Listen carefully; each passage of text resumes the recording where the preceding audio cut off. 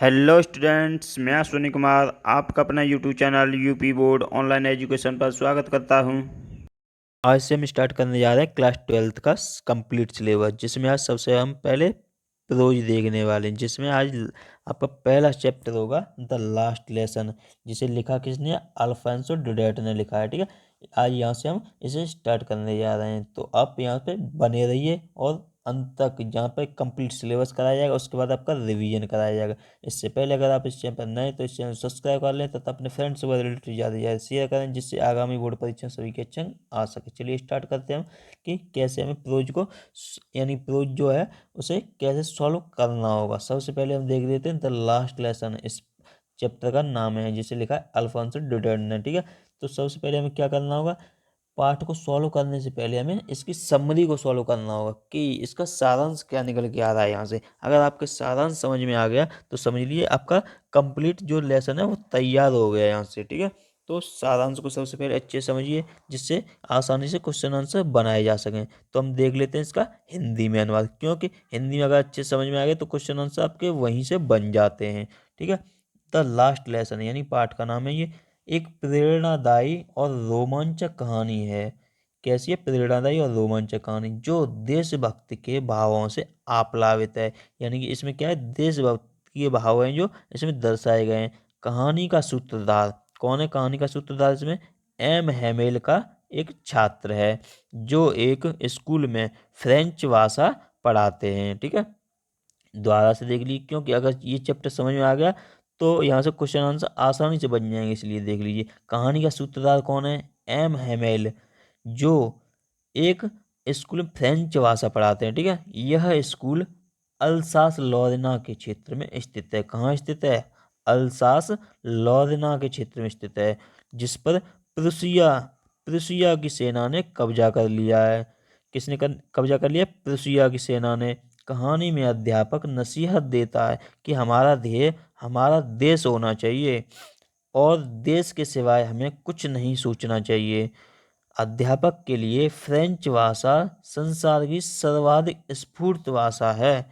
यानी कि जो हमें शिक्षक क्या नसीहत दे रहा है कि हमें देश के सिवा कुछ भी हमारा ध्येय नहीं होना चाहिए। ठीक है, यानी कि देश सर्वोपरि है हमारे लिए। जब कोई देश गुलाम हो जाता है तो तब तक जब तक वहाँ के लोग अपनी भाषा से आबद्ध रहते हैं, यानी कि जब तक वहाँ के लोग अपनी भाषा से जुड़े हुए रहते हैं एक दूसरे से, तब तक मानो उनके पास कारागार से निकलने की चाबी है। यानी कि तब तक वो वहाँ से निकलने के लिए सोच सकते हैं, जब तक एक दूसरे की भाषा यानी कि अपनी भाषा को वो बनाए रखते हैं वहाँ पर तब तक। ठीक है, अतः यह उन लोगों का नैतिक दायित्व हो जाता है कि वे अपनी भाषा को अपने बीच सुरक्षित रखें और उसे कभी विस्मृत न होने दें, यानी कि उसे कभी गायब न होने दें और उसे हमेशा बरकरार रखें उसे।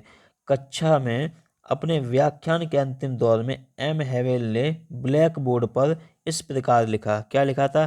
फ्रांस जिंदाबाद, जिसका तात्पर्य फ्रांस का अस्तित्व दीर्घकालीन हो। यहाँ से इसका ये सारांश था। ठीक है, तो यहाँ से अब क्वेश्चन आंसर कैसे बनेंगे वो देख लेते हैं। सबसे पहले हम लॉन्ग यानी कि विस्तृत जो क्वेश्चन है वो देखने वाले हैं, क्योंकि यहाँ से ये मोस्ट इम्पोर्टेंट बनने वाला है। What is the theme of the story of the last lesson?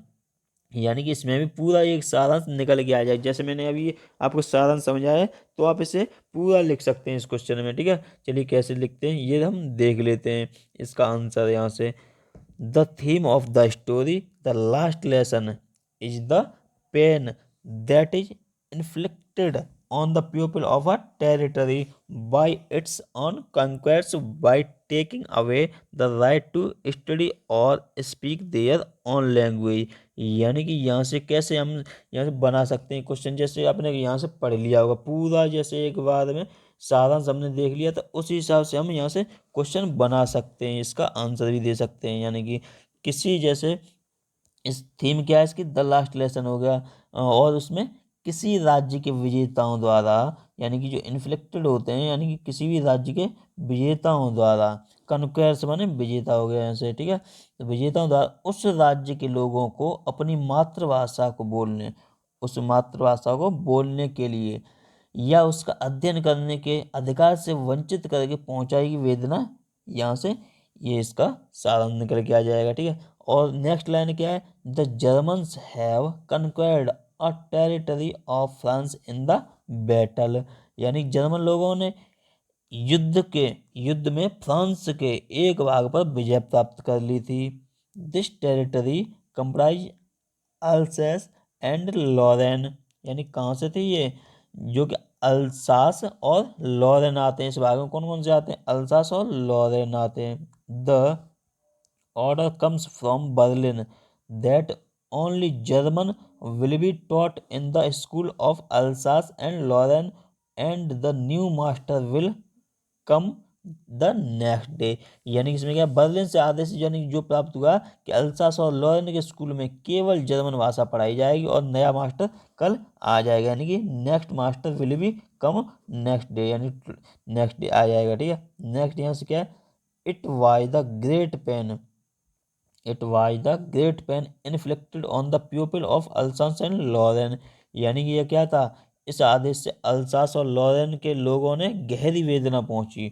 There right to study और speak French was taken away by the German, यानी कि बर्लिन ने यानी कि जो ये आदेश प्राप्त हुआ था जर्मन के लोगों ने इस फ्रेंच भाषा पढ़ने या बोलने के अधिकार से वंचित कर दिया, यानी कि यहाँ से। ठीक है, village people came to the school, यानी कि जो गांव के लोग हैं स्कूल में आए।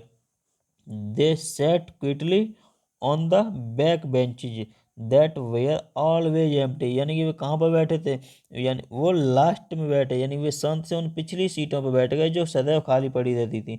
Old Hauser with his three cornered that corner that the former mayor, the former postmaster and several other came there, यानी कि यहाँ से जो खाली पड़ी हुई मेजें थी उन पर बैठ गए और वृद्ध हॉजर जो तिकोना हैट पहने था, पूर्व मेयर और पूर्व पोस्टमास्टर, वो भी वहाँ पर आ गए। They were visibly upset that they had been divided of their mother tongue, यानी कि जो आगे बैठ गए वे अत्यधिक बहुत ही ज़्यादा दुखी थे और उनको अपनी मातृभाषा से वंचित कर दिया गया था।